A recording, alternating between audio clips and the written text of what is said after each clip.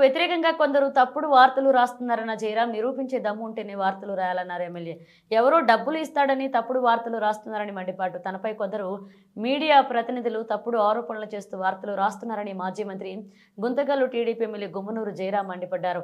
నిరూపించే దమ్ముంటే వార్తలు రాయాలని, నిరూపించలేకపోతే రైలు పట్టాలపై పడుకోబెడతా అంటూ హెచ్చరించారు. ఎవరో డబ్బులు ఇస్తాడని తప్పుడు వార్తలు రాస్తే తీవ్ర పరిణామాలు ఎదుర్కోవాల్సి ఉంటుందంటూ హెచ్చరించారు.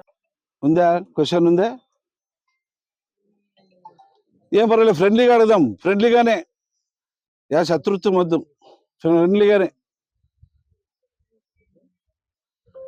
నేను పోయిన తర్వాత అది ఇది అని చెప్పి రాస్తే మాత్రము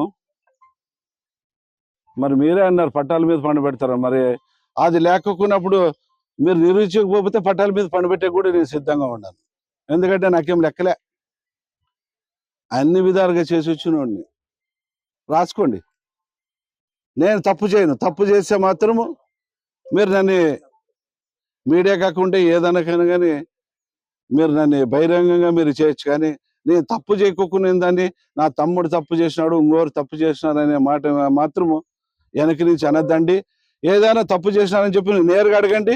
ఆ తప్పు ఏమన్నా చేసింటే నేను సరిదిద్దుకుంటా. తప్పు చేయకపోతే మాత్రం తాట తీస్తా. ఇది మరొకసారి హెచ్చరిస్తున్నా.